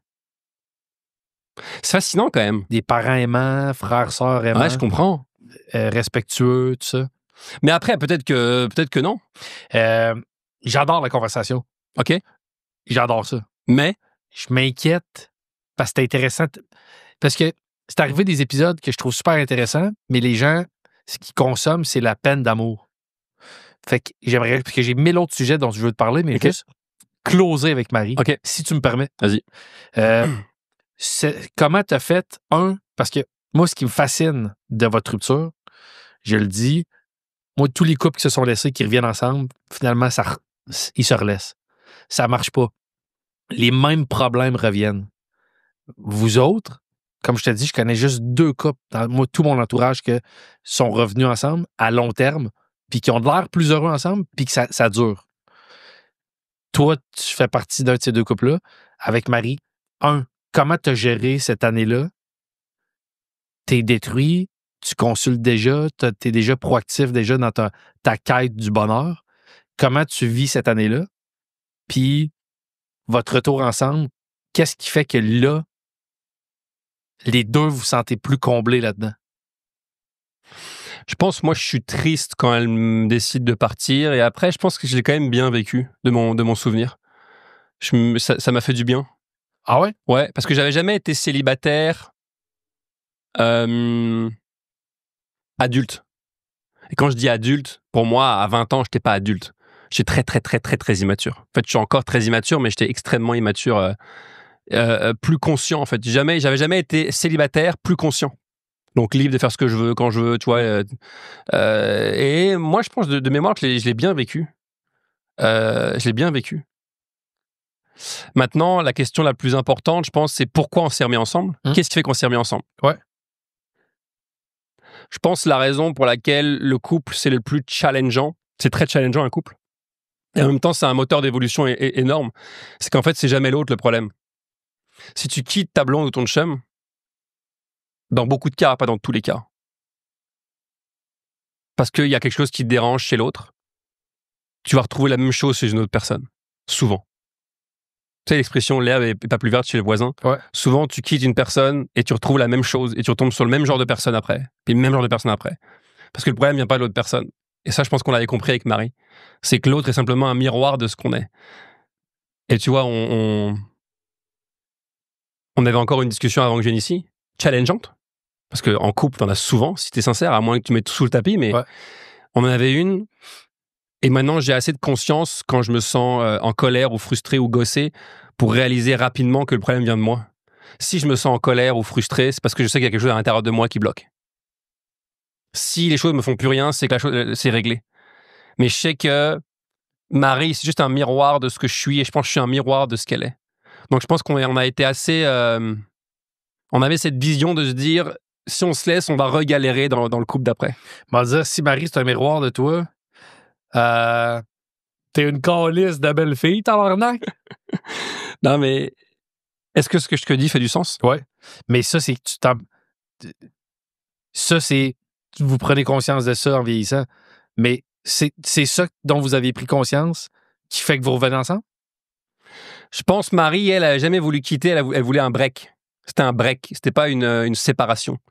Et moi, je pense, je me suis pas séparé de Marie non plus à l'intérieur de moi, tu vois. Je me suis séparé dans la réalité, mais au fond de moi, je savais qu'elle allait revenir. D'ailleurs, il y a une anecdote là-dessus, c'est que j'avais laissé le côté de son lit. Il a jamais été défait. À ce moment-là. J'ai toujours laissé fait pendant longtemps, pendant plusieurs mois. J'ai jamais enlevé la couette. Okay. C'est comme s'il fallait que c'était à elle. Ouais. Tu vois?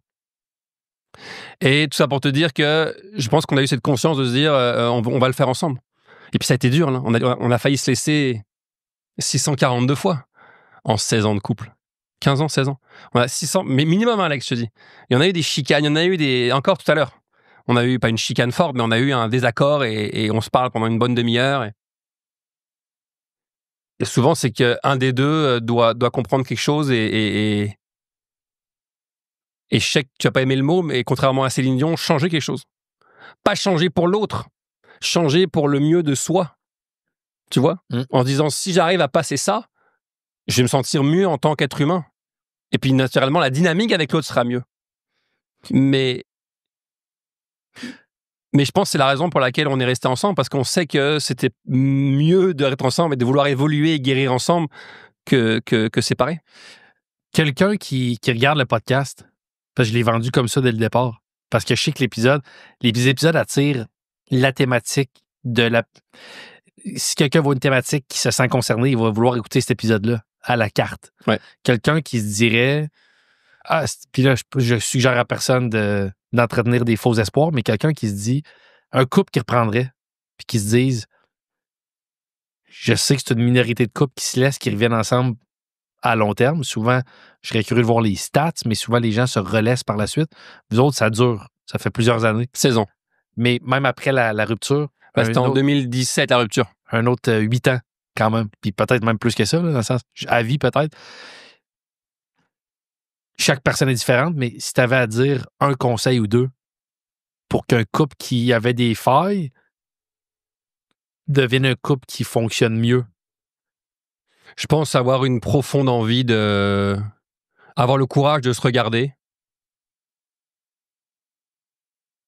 et d'être prêt à... Ouais, à guérir, d'être prêt d'être prêt à changer. Je pense sincèrement que si on change, notre couple change. Si on change, les choses changent en général. Et quand je te dis, sois très clair, c'est quoi changer pour moi? C'est pas foncièrement ce que je suis. C'est ce qu'on disait tout à l'heure. Ouais. Ma façon de penser, elle a évolué à moi depuis 16 ans. Ouais. Ma façon de communiquer, elle a évolué. Ma façon de me sentir, moi, elle a évolué. Avant, je pensais très anxieux, je me rappelle. Très, très anxieux. Aujourd'hui, il m'arrive de me sentir anxieux dans des événements, mais c'est plus constant. Donc, j'avais un mal-être avant que j'ai pu... Donc, ma façon de me sentir a changé pour moi. Donc, je pense vraiment qu'en changeant ma personnalité, ma vie a changé. Et plus j'ai changé, plus ma vie est devenue simple, fluide, merveilleuse, légère, etc. Donc, moi, c'est comme ça que je vois ça. Donc, je pense que c'est en changeant qu'on améliore notre couple. De pas vouloir changer l'autre, mais changer ses failles. Ouais. Ouais. De se regarder soi. Et c'est pour ça que je pense que le couple est sûrement le meilleur moteur d'évolution. J'attire beaucoup un public de sportifs. Fait que je vais juste résumer, si tu permets, avec un petit... pour que ça, je vais juste rephraser. Faut pas changer l'autre. Faut changer soi. C'est parce que je répète trop? Non. Ça fait 2 fois que je fais ce gag-là. Ah, OK. Je l'ai fait une fois avec la sexologue. J'aime ça comme si les gens qui regardaient le podcast, c'est des débiles légers. Parce qu'elle dit ça, aussi, la sexologue? Il faut changer soi? Non, c'était une autre affaire que je disais. Elle disait quand la colère, c'est constructif, c'est encore bon. Quand la colère, ça te fait stagner, c'est plus bon. J'avais dit quand la colère c'est bon. Quand c'est constructif, c'est plus bon. Tu comprends? Tu sais, les conversations désagréables à côté avec quelqu'un. T'as déjà eu des conversations désagréables? Oui. Toi, t'es plus le genre à éviter ces conversations-là. Oui. On en a eu une ensemble il y a quelques semaines, mois.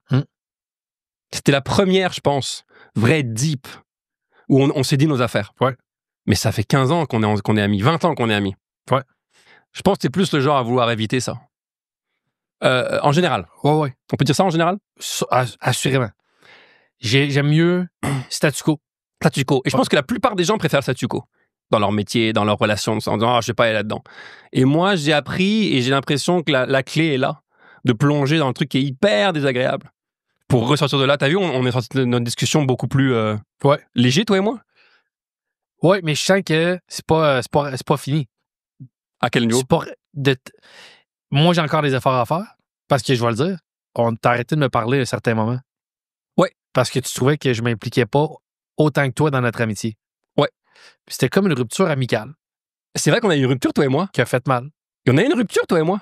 Oui. Ben ça, je pensais pas qu'on allait en parler. Ben, moi, je suis à l'aise avec ça parce que là, maintenant, on se reparle. Puis, ben, j'ai jamais parlé en mal de toi. Ouais. J'ai toujours parlé de toi par la suite. On se parlait plus. Ouais. Mais j'ai toujours parlé de toi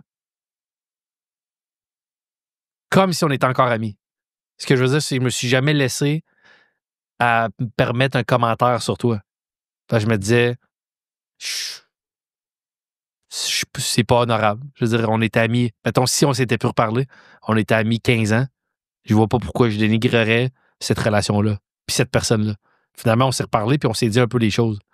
Mais je sens que je m'implique pas encore assez à ton goût. Puis je fais des efforts, mais je sens qu'ils sont pas assez gros. En fait, d'avoir des initiatives. Tu sais, c'était loyal. C'était pas loyal, c'est pas le bon mot, mais c'était honnête que tu me dises ça.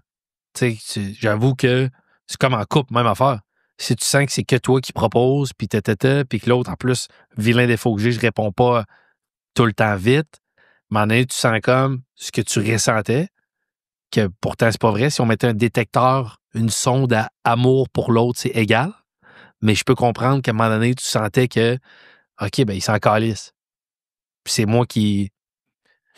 En fait, être si bien avec toi m'a souvent rendu triste. Ce qui m'a vraiment fait chier dans notre relation, c'est d'être si bien quand je suis avec toi. J'ai tendance à faire ça aux gens. Parce que je suis tellement bien quand je suis avec toi, on rit, on s'amuse, c'est le fun, ça coule. Et à un moment donné, t'as une bulle au cerveau. Bim! Ok, il faut que j'y aille. Tu te vois, là? Oh, mais Souvent, regarde, Ben qui rit derrière. Fait que Ben qui est ami avec toi depuis 30 ans, il peut témoigner. Ou au téléphone, on se parle. Ok, il faut que j'y aille. Mon téléphone va me donner le cancer, faut que j'y aille. Ok, faut que j'aille, j'ai ma gérante. Ok, j'ai ma blonde. Okay, faut que j'y aille. Là, tu pars. Et elle, donc, le moment, c'est comme, il était super, il passe à 0, il passe de 100 à 0. Et après, c'est western. J'ai plus de nouvelles de toi. C'est botte de paille. Et là, c'est fini. À un moment donné, je t'écris par texto. Là, tu réponds. Et tu me dis, on pourrait se voir cette semaine. Ok, qu'est-ce que tu penses de mardi? Plus de nouvelles. Je me dis, le gars prend son cellulaire, il le calisse dans la neige. Mettons, il y a un gros tas de neige, il le lance. Et là, il passe une semaine ou 2 à retrouver son cellulaire. Il le retrouve, il le relance dans de l'eau glacée. Je sais pas ce que tu fais avec. En fait, récemment, si ça me Et permet- Ben rit, fait que je dois être proche de la non, réalité. c'est sûr que tu es proche de la réalité. C'est la réalité. Mais je vais te dire un exemple, OK? Puis je l'ai bien expliqué à Éric Huard, qui a fait le podcast ici, avec qui j'ai le studio. Je vais te donner un parallèle avec un travail, puis tu vas comprendre après comment je réagis. Récemment, j'avais un pitch pour pitcher un show télé. Puis je me suis engagé, et je ne vais pas rentrer dans les détails, mais les producteurs ont dit, on a de l'intérêt. Peux-tu nous envoyer, par contre, il faut que ça avance vite, peux-tu nous envoyer demain matin un document en 2 pages qui explique bien le projet? Et là, le soir, j'ai une grosse soirée. Je joue au tennis. Honnêtement, j'ai eu des semaines assez corsées ces temps-ci. Il est rendu 10 heures le soir. Puis, je suis brûlé, mais je me dis, il faut que je le fasse là. Parce que si je le fais là, je peux faire juste ce qu'ils m'ont demandé. Un document de 2 pages. Si je ne l'envoie pas demain, ce qui va se passer dans ma tête, c'est que le surlendemain, pour au moins justifier que je suis un jour en retard, il faut que j'envoie un document un peu plus solide. Parce que, je voulais absolument... je voulais faire... oui, j'ai pas respecté votre délai, mais ce que j'envoie, c'est OK, ça vaut le 1 jour de retard. Et ainsi de suite. Si je ne l'envoie pas 2 jours après, la semaine d'après, il faut que j'envoie un 10 pages. Que là, il y a déjà des dialogues, il y a des... Tu comprends? Ouais, je ne vais pas envoyer, mais par contre, ce que j'envoie, c'est tabarnak, c'est gros. Plus ça prend du temps, plus il faut que je revienne avec quelque chose de... Pour excuser le retard que j'ai eu, il faut que je revienne avec quelque chose d'encore plus béton armé et ça devient exponentiel. Puis à un moment donné, je fais comme « Ah, si je suis pas capable de livrer. » Puis là, tu vas me dire « C'est facile, tu as juste à dire « Tu peux-tu souper mardi ou pas? » Mais dans mes relations amicales, des fois, je ressens ça. Je me dis « Asti, j'ai été poche de pas répondre tout de suite et il faudrait que je règle à la base, répondre au plus calice. Alors, regarde ton agenda, parce que j'ai peur de dire non aussi. Mais là, mettons que je peux pas mardi, si je réponds pas là, il faut au moins que je revienne en disant, gars, Jay, je suis désolé, mardi, je peux pas, puis j'aurais dû te répondre avant. Mais par contre, jeudi prochain, je suis libre à 18h, on va souper. Mais là, je réponds pas dans 2 jours. Quand il faut que je te réponde dans une semaine, il faut que je t'invite dans les Alpes. Dans mon scénario, là, un souper mardi devient OK, Jay, je suis désolé, une semaine, mais je nous ai préparé une semaine dans les Alpes. J'ai préparé avec Marie. En avril, on part dans les Alpes. Comprends-tu? Ça devient plus gros que nature. Je comprends bien, mais regarde, on en a vécu une, toi et moi, il y a la semaine dernière. Je t'appelle pour savoir comment tu vas, tu me dis comment tu vas. Et là, tu me dis, on pourrait se faire un souper. Tu proposes. Je dis, OK. Ben, et là, je te dis, reviens-moi. Parce que maintenant, je sais comment ça marche avec toi. Donc là, je te dis, reviens-moi, comme ça, t'as pas de pression. T'as pas à revenir. C'est quand tu vas être prêt.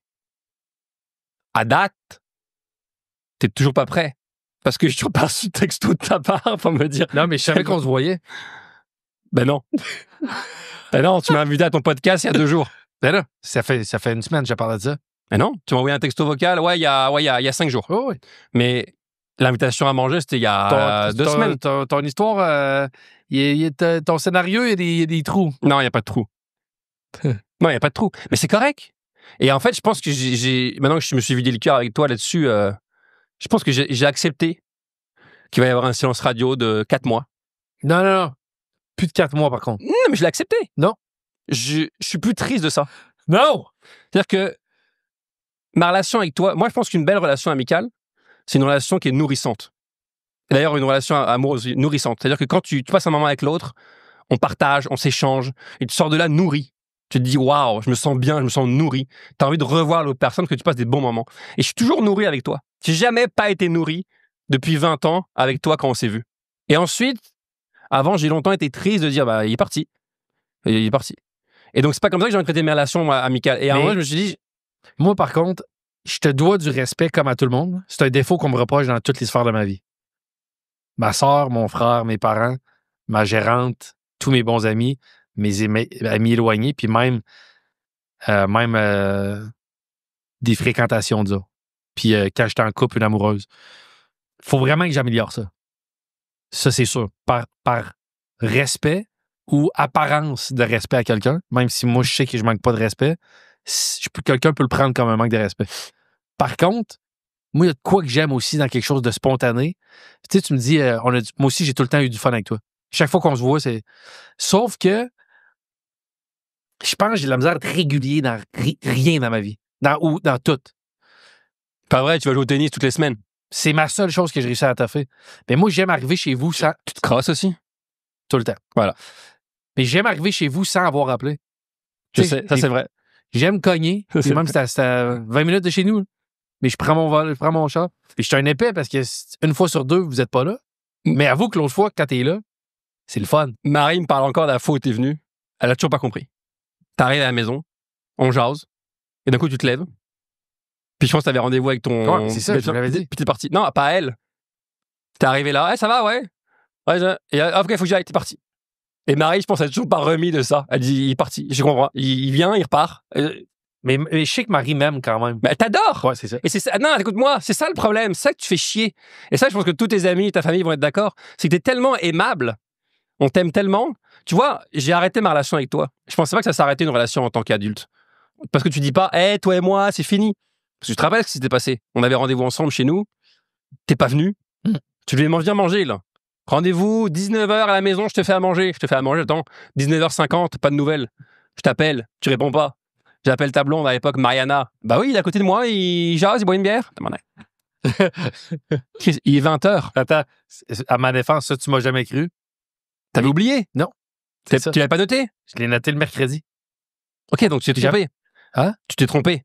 Je me suis trompé. Oui, mais ça, si tu te trompes une fois sur 10 ans, sans tirer par rigueur, c'est ça. Ça fait 22 fois qu'on se voit pas, puis la 23e, t'oublies alors que tu m'as proposé de manger. Ouais. Rendu là, décaliste, tu comprends? Je comprends. Fait que là, c'est fini. Il a pas d'intérêt. T'as le droit de pas avoir d'intérêt sur des relations. Non, c'est pas ça, mais c'est pas ça. Mais dans le comportement, c'est ça que ça veut dire. Ouais. T'as beau dire des mots, si les actions ne suivent pas. Les babines suivent les bottines. Les babines suivent les bottines. Ouais, toi, tes bottines, anglais. elles sont maganées. Non. Ouais, c'est ça. C'est ça. T'as pas de bottines. Excuse, j'ai pas dit là. Les bottines suivent les babines. Bah, en fait, parce que c'est facile de parler. C'est facile de parler, ouais, c'est ça. Après, en anglais, c'est walk the talk. Exact. Bravo. Je te remercie beaucoup. Et en espagnol? Camino el talco. Caminos el propos.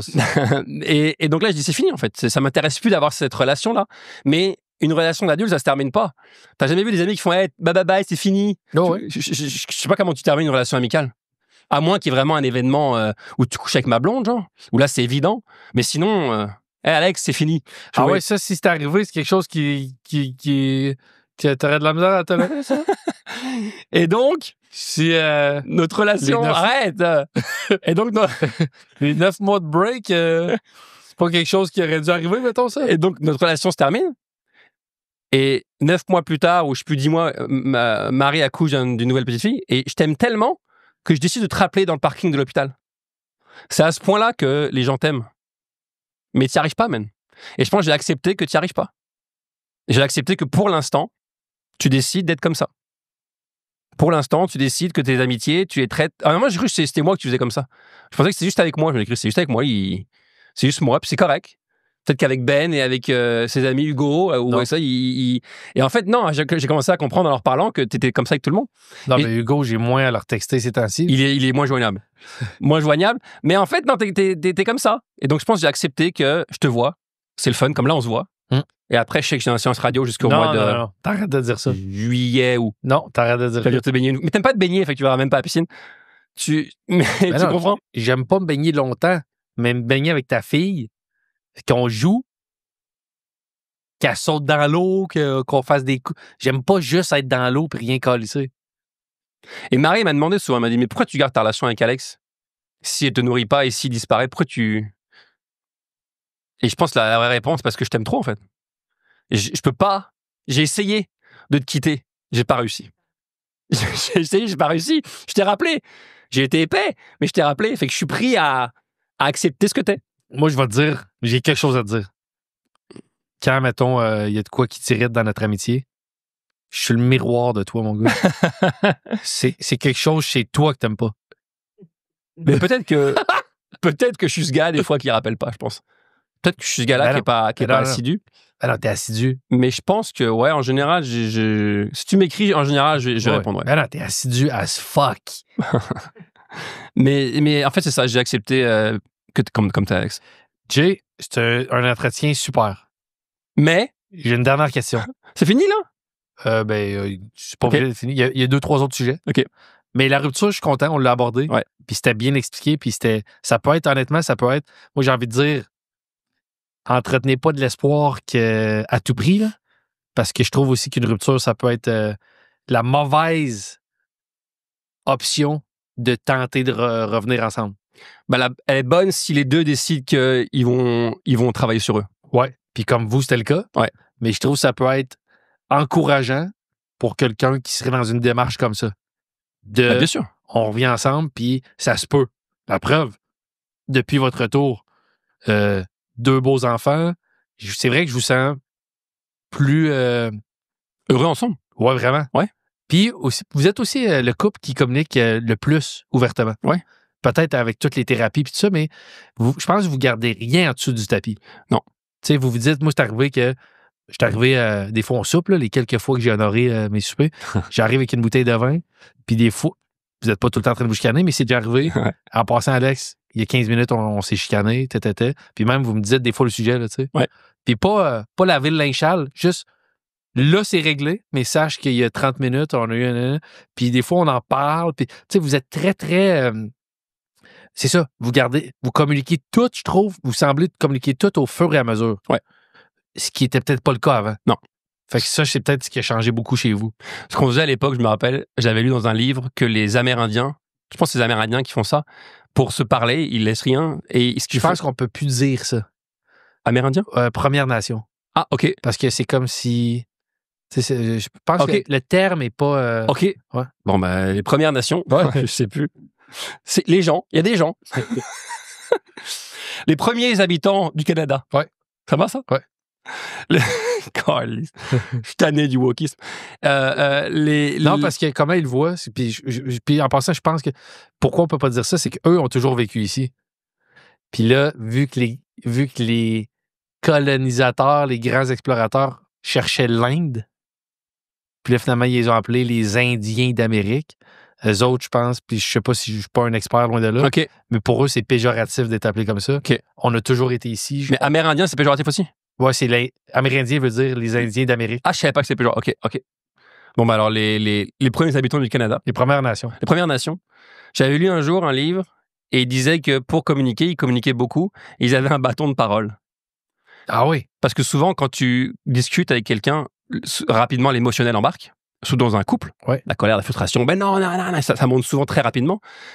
Et du coup, on s'écoute plus. On se parle plus, on s'écoute plus. C'est juste deux personnes qui crient et qui va avoir raison. Et là, on se disait, on va prendre le bâton de parole. Et tant que tu l'as, l'autre doit écouter. Et n'a pas le droit de parler. Interdit. Et donc, je le prenais, je parlais, je donnais. Et là, j'écoutais pas. Ça nous a appris à rester silencieux face à l'autre. Tu m'as parlé de ça. Ah, OK. Et je voulais le faire parce que moi, dans ma dernière relation, je trouvais que des fois, c'était un peu ça. C'était un rap battle. Fait que j'ai acheté sur Amazon un bâton. Pour vrai? Non, pour de vrai. Tu me niaises. Avec Mariana. T'as acheté un bâton? J'ai essayé qu'on fasse ça. OK. Mais t'aurais pu faire ça avec un stylo. Hein. Non, je voulais un objet qu'on comprenne que c'est que pour ça. OK. Puis Mariana, on l'a essayé un peu. Ce qu'elle a fait, c'est qu'elle en a acheté un deuxième sur Amazon. Elle dit, ça me gosse que tu sois tout seul à parler présentement.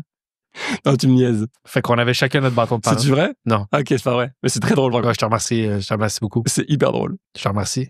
Tu viens de créer cette joke-là, là? Ouais. Elle est bonne. Fait que vous avez encore ça? On a... non, on n'a plus ça. Je pense qu'on a appris à s'écouter. Et on n'est pas encore les maîtres. Hein. Ça arrive, on discute, puis là, il y a quelque chose qui sort, puis l'autre va vouloir répondre, mais on est beaucoup plus bon pour prendre le temps de s'écouter. Tu vois, je te dis, j'ai vécu juste avant d'arriver ici. Je suis parti chez moi, j'étais un peu pompé. Encore là, un dicton, là, c'est pas moi qui invente ça, là, mais on a une bouche puis deux oreilles. Pas pour rien, tu sais. OK. Dans le sens que tu devrais plus je sais pas. Écouter que parler. Ouais. Oui, mais c'est dur. Quand tu sens de la colère qui monte, parce sûr, que c'est le pire défi. et en même temps, c'est ça. Quand tu arrives à moins réagir. Fait que je pense que c'est ça la clé. La communication. Pas dernier sujet. Et Il y en avoir fourré. plein d'autres. Et fourré. Ouais. On parlait de ta reconnaissance. Tu sais, que tu cherchais plus en Europe, puis retourner en France pour plus d'argent, des plus grosses salles, plus de succès. Ouais. Tu sais, pas faire une tournée tu vends bien, là. Tu vends, grosso modo, tes tournées pas loin de 100 000 billets. 125, on va faire celle-là. Malade. 125 000 billets dans le contexte aujourd'hui. Je sais pas, en France, ça peut représenter quoi? Non, c'est bien aussi 100 000 en France. OK. Mais je me disais, si tu vends... Tu sais, c'est un succès similaire. Peut-être 200? Ah ouais, pas plus que ça? Ouais. Parce que tu fais des zéniths à coût de 5 000, ça va vite en tabarnak. Ouais, mais il n'y a pas 500 des zéniths non plus. OK. Bon. Tu as eu un livre qui a été un succès, honnêtement, qui est dur à prévoir. Là. Ouais. Tu sais, t'as beau travailler fort, tout ça, mettre ton cœur. 126 000 copies, c'est fou. T'es rendu à une 3e tournée, tu fais de la pub.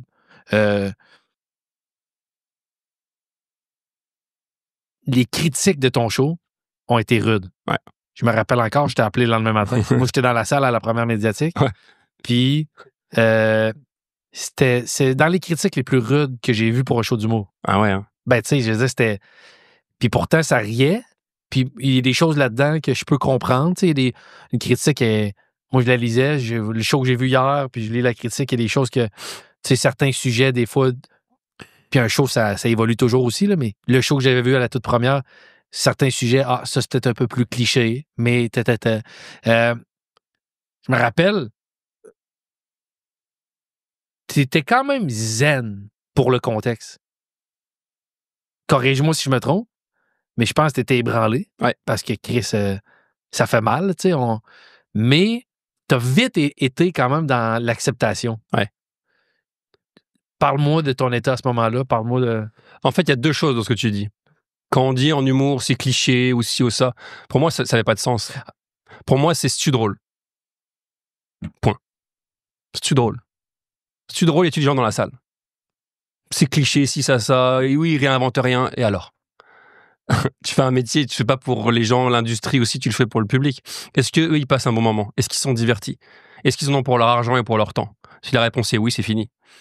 Oui, mais ça, on a déjà entendu ce sujet-là. Et alors? Tous les sujets, au bout d'un moment, ont été entendus. À part si tu parles d'anecdotes personnelles, de ta vie, mais si tu me parles de n'importe quel sujet, ils ont tous été quelque part. Puis c'est pas au Québec, c'est aux États-Unis, c'est pas aux États-Unis, c'est au Japon. C'est pas au Japon, c'est en France. Au nombre d'humoristes qu'il y a sur Terre, il y a quelqu'un quelque part qui a parlé ce dont tu parles en ce moment. Fait que moi, j'arrête avec ça, là. Les clichés, on a déjà vu, ou faut se réinventer. Non, j'écris ce qui me fait rire. Est-ce que les gens dans la salle rient? Est-ce qu'ils rient fort? Oui, c'est fini. Ce qui m'avait mis en colère quand j'ai lu ces critiques, en fait, il y en a eu deux qui étaient vraiment pas cool. Ouais. C'était, t'as le droit d'avoir l'opinion que tu veux. T'as le droit de penser ce que tu veux de moi, de m'aimer, pas m'aimer. Enfin, tu me connais pas en tant qu'humain, mais en tant qu'artiste. Par contre, dis au moins ce qui se passe dans la salle. C'est ça que j'avais trouvé dommage.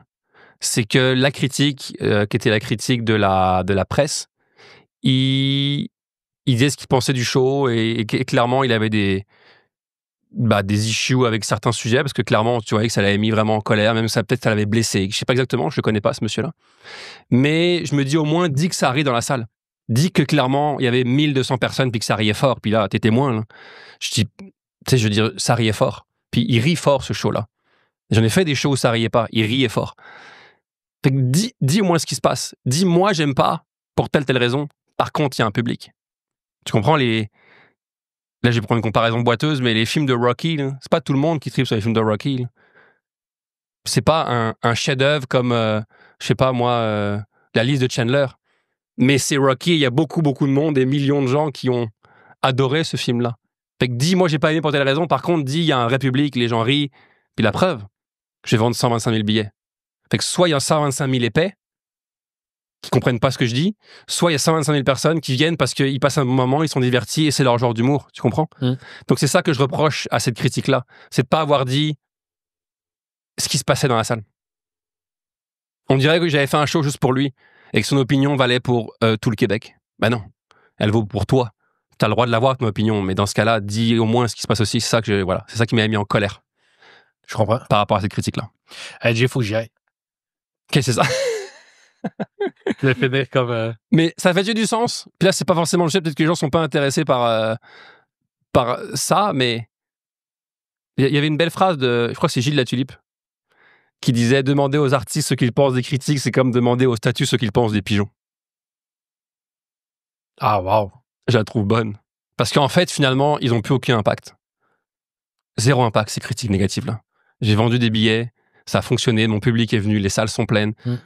Et c'est en fait, j'ai compris, ça m'a reconfirmé que je ne ferais plus jamais de première et que j'inviterais plus jamais des journalistes. Parce que finalement, premièrement, ils ne sont pas totalement honnêtes avec ce qui se passe. Et deuxièmement, s'ils viennent juste se défouler, va voir quelqu'un que t'aimes d'abord, va voir quelqu'un que t'apprécies, ou venir te défouler en regardant mon spectacle. Surtout que je crois qu'il avait réservé, lui, avant qu'on envoie les invitations. Je suis très sincère avec toi. Avant que mon attaché de presse, normalement, attaché de presse envoie les invitations, et là, les médias répondent, moi, je vais être là, moi, je vais être là, moi, je vais être là. Et lui, je pense qu'il avait booké avant même qu'il envoie les invitations. Fait que il y avait quand même une petite envie de venir se défouler. Ce monsieur-là, tu comprends? C'est un peu comme ça que moi je le vis. Peut-être je me trompe, mais c'est un peu comme ça que je le vis. Je comprends. Si tu viens de défouler, va te défouler ailleurs, donc ça m'intéresse pas. Au paintball. Bon, paintball, va parce que tu veux du baseball, va taper sur un mur, je sais pas. Jay, c'était super intéressant. Merci beaucoup. Merci pour ton partage. C'est terminé? Ben oui. Ah non, c'est parfait. C'est pas tes astuces de conférence qui durent 2 heures? Ça dure 1 heure, mais conférence. 1h30. 1h30. Ah ouais. Tu fais des conférences? Je fais des conférences, ouais. En plus des shows d'humour? Ouais. Mais conférences, t'en fais sur mesure ou t'as une conférence qui parle d'une thématique puis les gens achètent ça? Je pense que j'ai une conférence puis j'y vais selon comment je me sens avec le sujet. OK. Mais après mon livre, on m'a demandé de les faire et j'aime ça. J'aime parler. Ça, c'est un sujet que j'aime. Fait que j'aime en parler. D'ailleurs, je vais me faire une tournée de conférences après ce show-là. J'ai décidé. Ah, wow. Avec un gars qui s'appelle François Lemay. Je sais pas si ça dit quelque chose. C'est un conférencier au Québec qui... François Lemay? Non, qui a un beau succès là-dedans, dans ce milieu-là. Mais il n'est pas mainstream, parce que les conférenciers au Québec ne sont pas mainstream. Mais il a un beau succès dans ce milieu-là et il a une belle communauté. Et on a décidé qu'on voulait faire un show ensemble. Fait que je vais faire une petite tournée de conférence avec lui. Très cool, ça. Pour ceux que ça intéresse. Jay, merci. Avec plaisir. Merci à toi. C'était le fun en tabarnak. C'était vraiment le fun. Et puis on se revoit dans 6 mois, mois de juillet. Regarde, là, on est au mois de mars, on va le dire aux gens. Mois de juillet. Je voulais booker... Mon cellulaire n'est pas ouvert, mais je voulais booker live avec toi. Et j'y crois plus à ça. OK. Regarde bien, OK, ce que je m'apprête à faire. Vas-y. L'épisode sort, je sais pas quand. Mais ça sera que pour le Patreon. Mais je vais aller écrire en dessous, comme j'ai fait pour Nathalie Barrette. Je m'étais engagé à ce qu'on fasse du scooter avant la fin de l'été. Je suis allé mettre une petite publication. On a fait du scooter. Je m'engage à dire quand on soupe ensemble. Puis selon moi, ça va être avant la semaine prochaine. Non. Impossible. La semaine prochaine, on soupe ensemble, béton armé. Béton armé, mon gars. Parfait. Je peux rien dire à ça. Fais juste raconter, en finissant, la fois où qu'on soupe ensemble, mais que j'y vais au tennis. Ah oui, ça c'est drôle. Ah Ben, il te l'a raconté, ok. Ah Ben, il faut que je te raconte ça. Écoute ça, je l'invite à souper. Je dis à Alex, viens à 19h à la maison. Ou 19h30. Il dit ok, parfait. Et attends, finalement, tu viens pas? Non, pas ça. En fait, c'est que ton imitation de moi, tout le temps, c'était rendu comme l'exagération. Oui, je peux plus, Mais c'est que j'avais double bouquet au souper chez vous, mais j'avais oublié que j'ai mon tennis à 21h. C'est ça. Fait que je t'avais dit, hey Jay, j'arriverai à 7h. Non, plus proche. Mais J'arriverai à 8h15, genre. Non. J'arriverai à... Non, 7h30 là. 7h30, Mais je joue à 8 à Longueuil. Non, j'ai joué à 9. Mais Non, je te jure que non. Non, je joue tout le temps à 9h. D'abord, je viens vers 8h, 8h15 chez vous. Mais je joue à 9 au tennis à Longueuil. Non, ça nous laissait 1 heure pour souper, puis pour toi, c'était passé. 1 heure, non, 45 minutes. Après, faut que tu te rendes à Longueuil. Non, c'est 45 minutes de... On avait peut-être un 45 minutes. Un 45 minutes. Mais 45 minutes, gars. Là, on a fait 1h30, puis moi, il y a 40 minutes, c'était suffisant. Mais je pense que c'était plus aberrant que ça. Je pense que t'es arrivé à 8h30 et t'avais rendez-vous à 9h à Longueuil. Un truc vraiment, vraiment serré. Non, je serais pas... Moi, le premier, je serais pas venu pour 15 minutes. Mais t'es pas venu, finalement. Non, c'est parce que tu m'as annulé. Parce que tu t'as dit, Alex, ça n'a aucun bon sens. C'est ça. Ah, bah oui, mais Chris, c'est sûr que ça n'a aucun bon sens, Alex. Ouais, mais tous tes standards de pas de bon sens, c'est pas les mêmes que moi. On avait 1 heure pour manger. Putain. Qu'est-ce qu'il y a? Non, tu dis j'arrive à 8h, t'arrives à 8h15. Merci, Jay, c'était le fun. Merci beaucoup.